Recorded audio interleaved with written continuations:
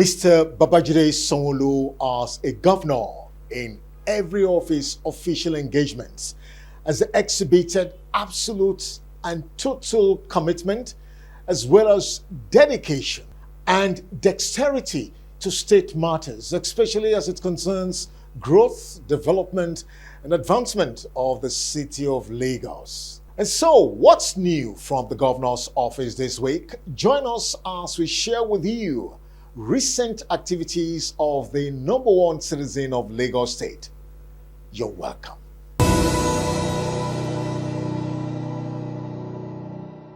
The Lagos State Governor, Mr. Babajide Sanwo-Olu, was the chief host at the recently held Lagos International Fire Safety Conference 2.0 with the theme Leveraging Technology and Community Engagement to Prevent Fires. While describing the theme as apt and timely, Mr. Governor reeled out the scorecard of the state's fire service in combating fire disasters in Lagos, while noting the diverse importance of technological innovations and strategies in fire prevention and control. Mr. Governor, however, submitted that inadequate funding is a critical challenge that must be addressed by all stakeholders to sustain and improve fire prevention, control, and management moving forward. This conference, in our view, will certainly become a united front in our shared mission to protect life, to protect property, and the very heartbeat of our economy, which is the state, from devastating impact of fire. And it's important for us to remind ourselves, and in 2023, our fire and rescue service bravely responded to over 2,500 distress calls. Last year, we responded to a number that is slightly lower than that. And we can see from the reports of the Director of Fire Service, we've seen a significant drop from 2,500 in 2023 to 1,964 in 2024. So what it means is that it's either our advocacy is working, people are becoming a lot more cautious, people are becoming a lot more alive to their responsibility, and the communication and engagement that we are hoping and we're seeking to have with them is working. It's not like, the city is any smaller, businesses are growing bigger, activities are happening more, but the level of communication and the level of engagement that we're having means that, the effort of the government and the effort of the private sector, all of us working together, is beginning to see the effect of a drop, about 20% drop in even the call out that we saw between 2023 and now 2024. Our belief is that by the end of 2025, we'll even have a better response time and a better, a reduced call-up. The theme for this year's conference, leveraging technology and community engagement to prevent fire. How do we deploy appropriate technology in terms of response, in terms of activation, in terms of the response time, and how do we use that, with all of our community engagement, our civil society, our civil society groups, our traditional institutions, our neighborhood watch, CDC, CDA, market men, market women, all of them are the relevant community engagement, which speaks to the theme for this year's conference. And it's about using two powerful tools together, smart technology and active community participation. We now have drones that we can quickly deploy to fly over an area to check what is burning. We have cameras that we can see, that we can, use to monitor and track. We have smoke detectors, alarms, almost in all facilities and institutions of government. We're also using real-time information so that firefighters know exactly where to go, what to do, and every moment of their call. These tools, we believe, will help save life, save time, and ensure that we have a very robust, well-to-go fire service men and women. I'm very impressed with the women that I have also seen this morning. This conference, in our view, will certainly become a united front in our shared mission to protect life, to protect property, and the very heartbeat of our economy, which is the state, from devastating impact of fire. The Lagos State Governor, Mr. Babajide Sanwo-Olu, was a special guest of honor at the Stakeholders Platform, which focused on Nigeria's land titling registration and documentation program, proudly organized by the Federal Ministry of Housing and Urban Development in collaboration with the Lagos State Government. In his speech, Mr. Governor raised key fundamental issues of critical concern bordering on land documentation and accurate data management. He equally used the opportunity to reel out the various strategic innovative efforts and measures the Lagos State Government has taken to address challenges of land titling, registration, and documentation. We're here to host a very critical gathering, the Nigerian Land Titling, Registration, and Documentation Program. We see this as a strategic platform which is meant to address one of the most significant developmental challenges facing not just our state, but our entire country. As noted by the Honorable Minister, this gap has long constrained economic growth, and it has deepened poverty. It has hindered effective planning at all levels. All of the, great goodwill messages is the same thing from all of the commissioners. All of us have seen that there is a need, for each and every one of us to come together and let us be able to solve this. Many communities operate informally. They are unable to access credits, insurance, and even basic government services simply because their land ownership are completely undocumented. NDLIS, we believe, is a seamless process that will empower all of our citizens and to build public trust. In this new era, a titled plot of land is more than a document. It becomes a key to opportunity. It can't serve as collateral for credit. CBN is well seated here. They know what we're talking about. They're the ones that will help us ensure that all of those documentations that will go to all of our financial institutions are relaxed on. It will serve as collateral for credit. It will encourage investment. It will unlock all of the potentials, and it will transform confidence. At the same time, government gains accurate data for planning on infrastructure. It will help us in our data for housing, for school and other social services. And we believe that this will help to reduce poverty and reduce conflicts, which are some of the major problems that we also have in our country. And so for us in Lagos, the goals strongly aligns with our own vision on urban planning that we have set out for ourselves, an agenda that we believe will secure land titling and make it more legal, create a more legal document. They are the foundation, in our view, of economic development. It will create a social stability, and it will also help us reduce the housing deficiencies that we have. That is why we took the lead in land reform. We adopt what we call the electronic document management system way back in 2013. We launched electronic certificate of occupancy, EC04, way back in 2014. And we're deploying automated land administration as recent as 2023. Today's event, therefore, for us, marks a convergence of policy and practice, not just we mounting it, but we implementing it. Still from the governor's office, the Lagos State Governor, Mr. Babajide Sanwo-Olu, has strongly advocated for a move from reactive responses to proactive strategies as it concerns building collapse across Nigeria and especially in Lagos State. The governor made this position known at a recent stakeholders gathering organized by the Federal Ministry of Housing and Urban Development in conjunction with the Lagos State government through the Lagos State Building Control Agency, LABSCA. Mr. Governor further used the occasion to call for stricter adherence to building codes and regulations to further address incessant building collapse across the country, with specific reference to Lagos State. The need for stricter adherence to building codes and regulation. We believe this speaks directly to one of the most persistent challenges that is facing urban development in our nation and in most parts of the world. Every building collapse reminds us of a painful way that the tragic consequences could have been avoided. Negligence, corruption, regulation failure are some of the things that we see. And these things, they happen in our schools, they happen in our homes, in our various workplaces, in our place of worship. And we say that we must stop it. There must be an end to all of this. According to the Building Code, Building Collapse Prevention Guide, we recorded about 180 between 2005 and 2002.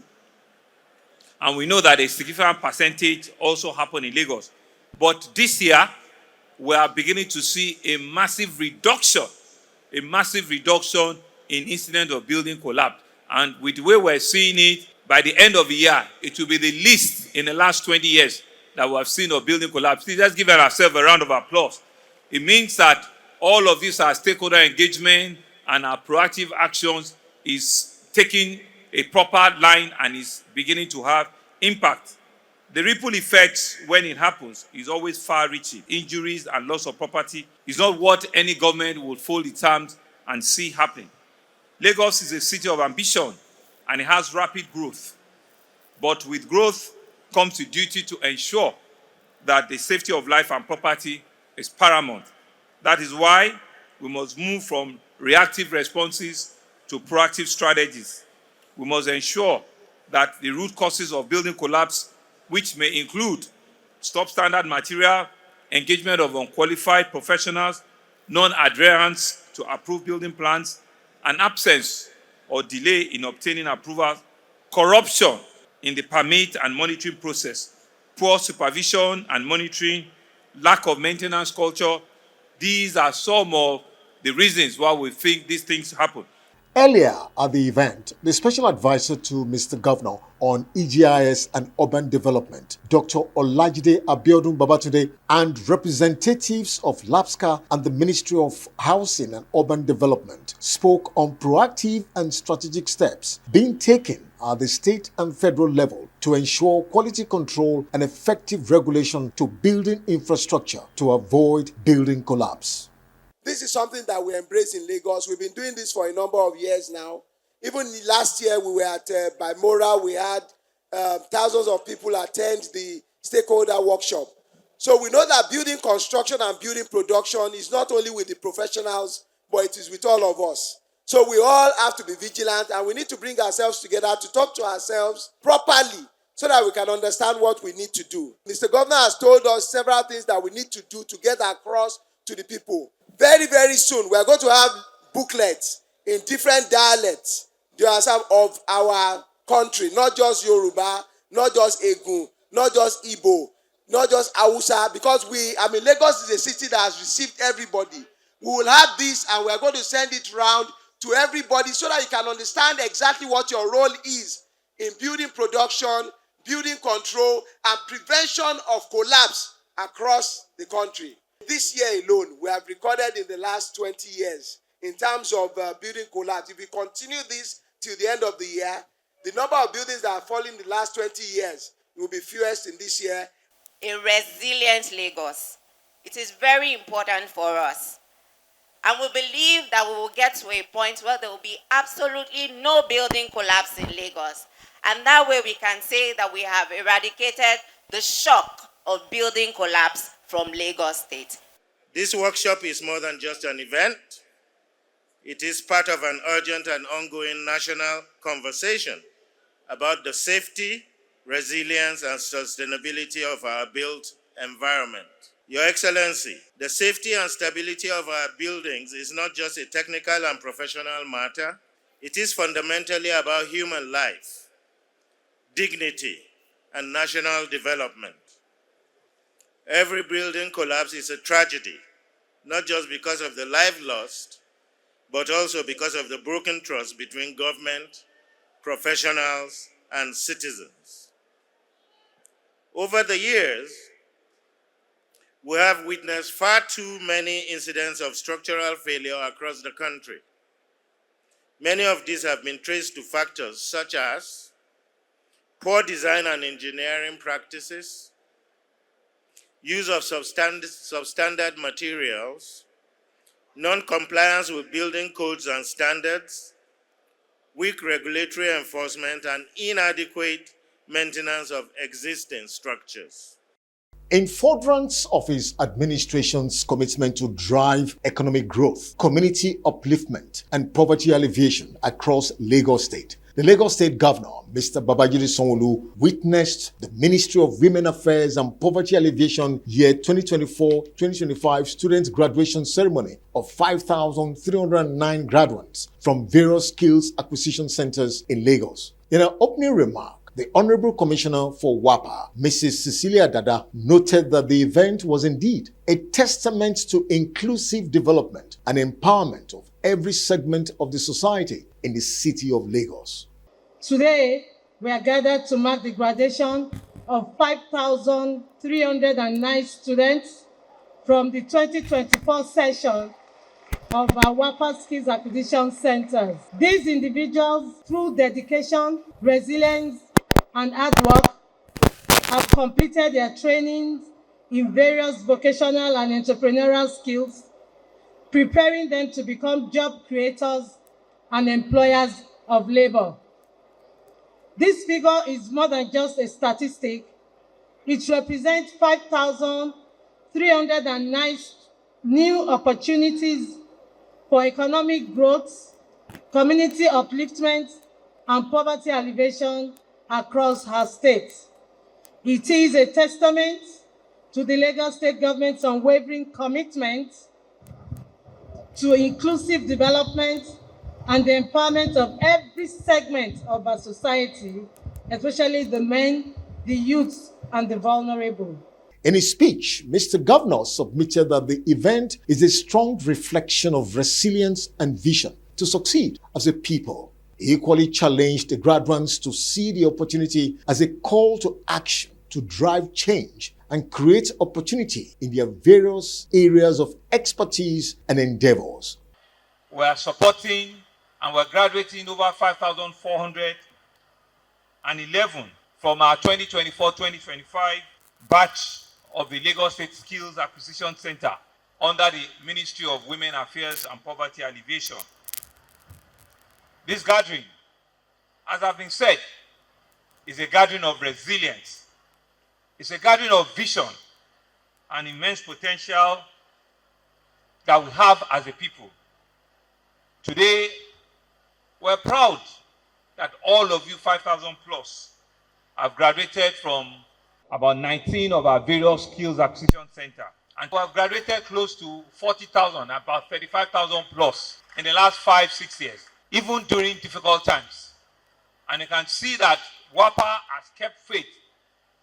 Your various skills acquisition agencies have kept faith year in, year out to be able to do this for you. I think you deserve a bigger round of applause again. Each one of you have earned a Lagos State competency certificate, having successfully completed the standard unified syllabus training. Congratulations to every one of you for these remarkable achievements.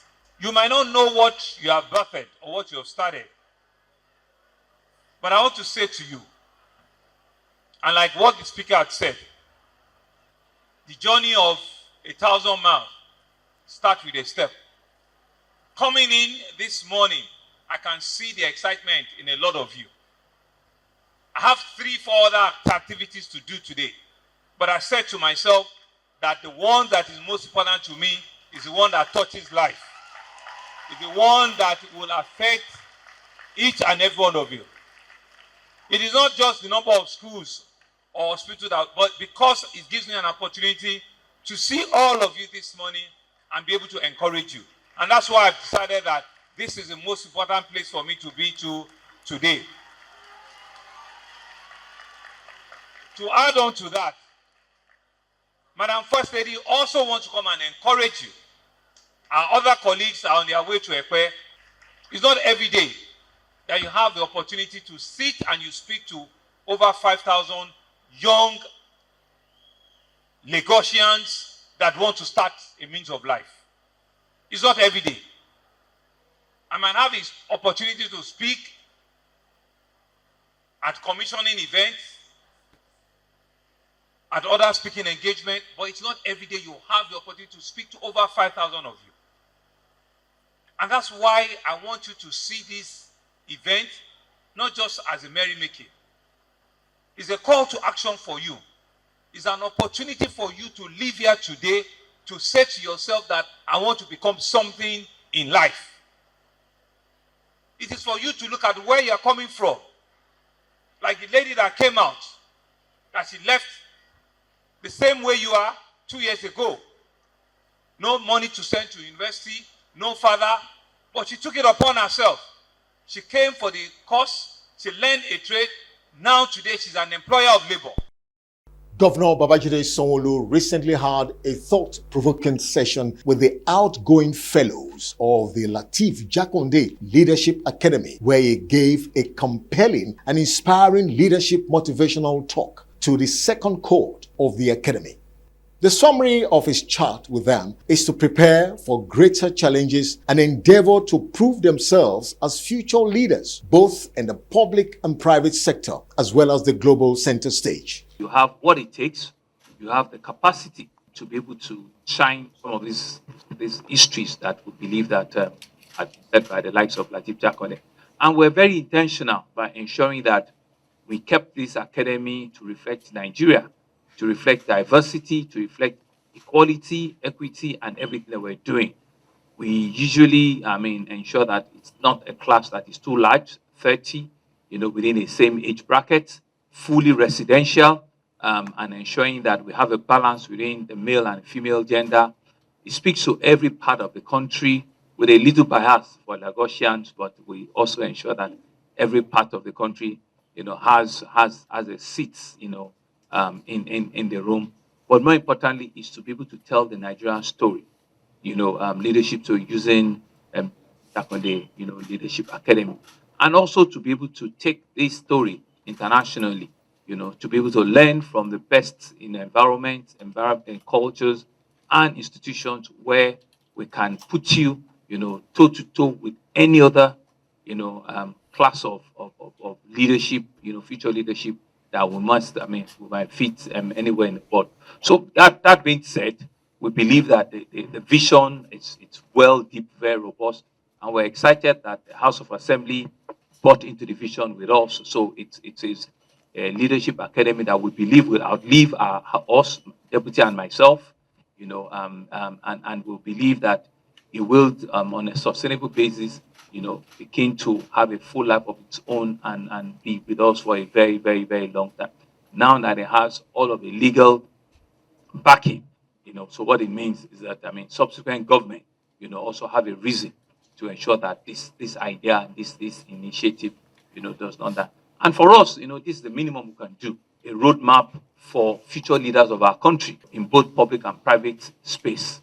And I believe that some of you in this room that we've seen the first cohort, you will take on the world, not just the country, you will take on the world and will become, part of the world leading stories.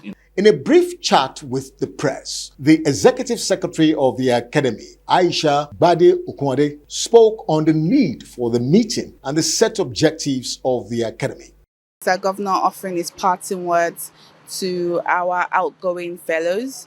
So Lateef Jakonde Leadership Academy is a place where we groom young leaders across the state, across the country, and equip them with leadership skills that would put them in key positions of leadership and also transform Nigeria eventually. It's really the human capital space. That Jakonde Leadership Academy is a human capital space for young people in the states, in the country. So what we do is we build on the human capital of young people.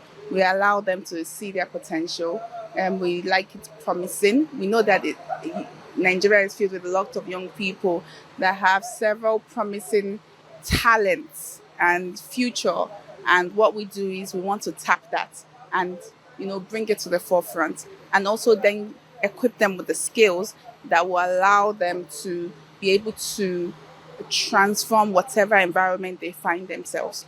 So we do that through an intensive curriculum, and they're incubated for at least 1 year. That's one of our programs. So we have several things that we're doing, but that's our flagship fellowship.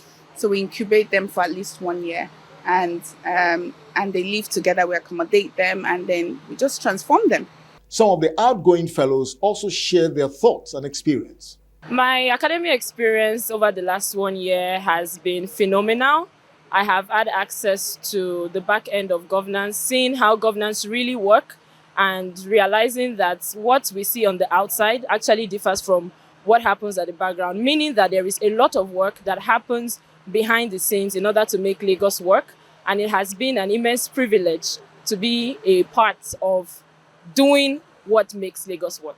1 year here has been highly transformative and very engaging. So for someone like me, coming from the private sector and then getting an opportunity by Mr. Governor to be in this cohort and then also understudy public service in Lagos State, which everybody knows is the best public service in Nigeria. Coming from Kogi State, having lived most of my life in the north, and then having this opportunity to serve in the southwest was indeed very transformational. I've had the opportunity to work across multiple MDAs and learn firsthand how public service in Lagos State has been. So it's indeed very transformative, I must say.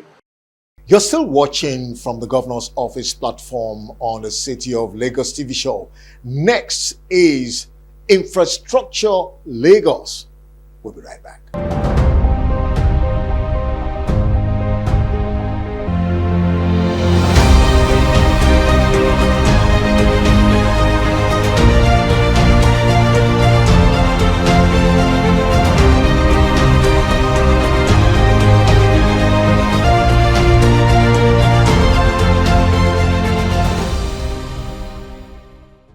On Infrastructure Lagos today, we bring you a significant milestone of infrastructural development in Badagry local government area.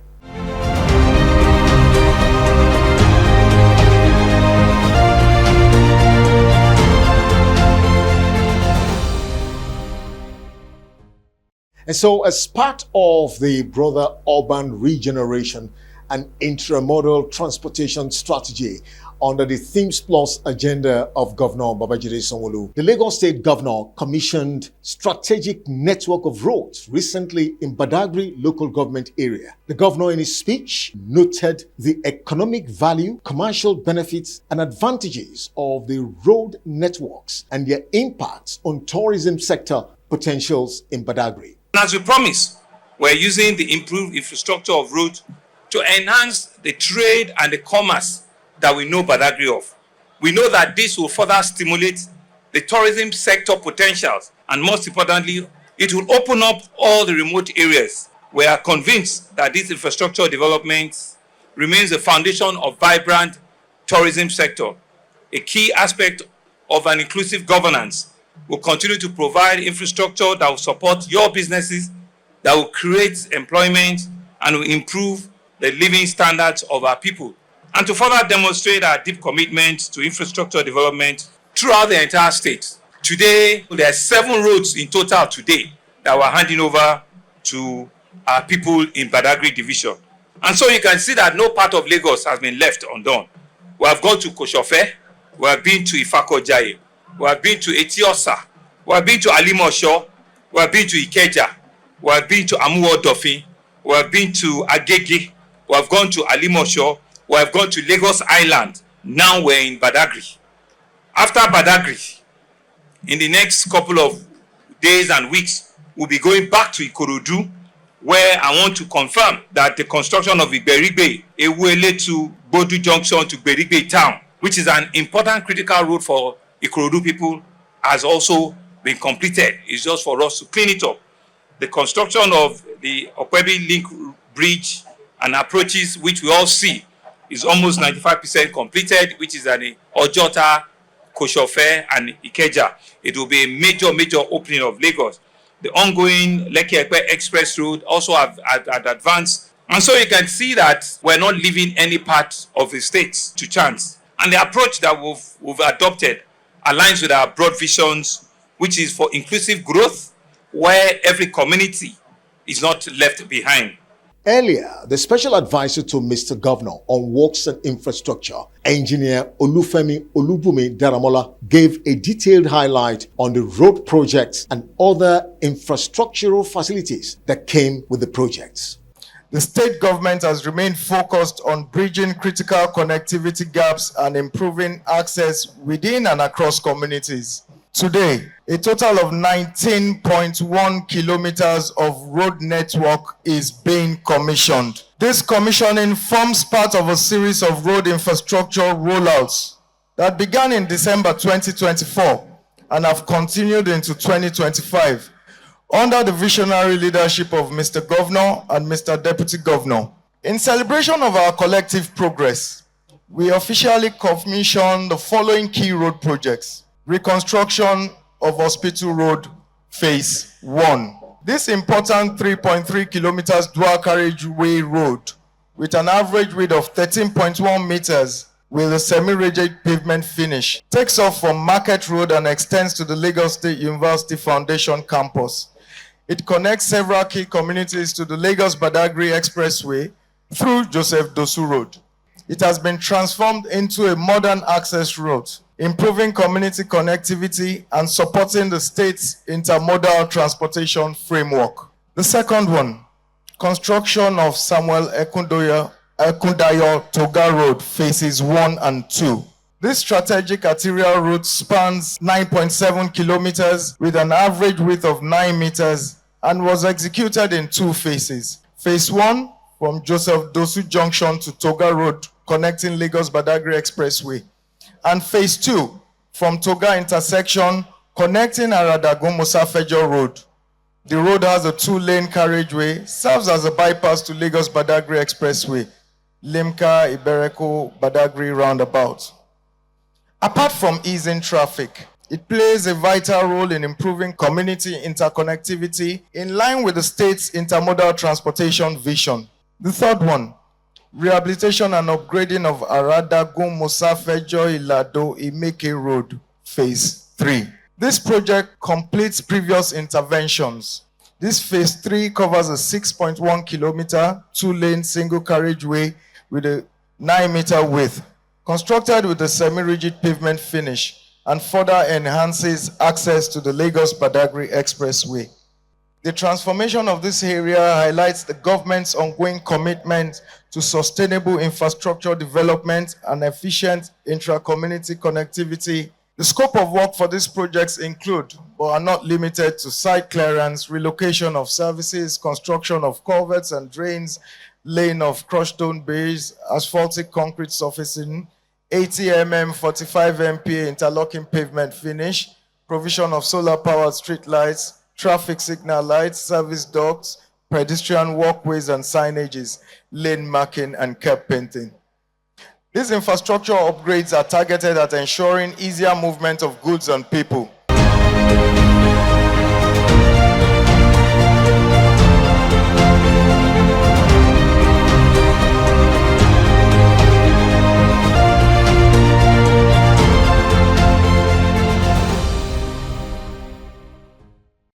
And that's the picture from the Governor's Office platform this week on the City of Lagos TV show on TV Nigeria. Thanks for watching.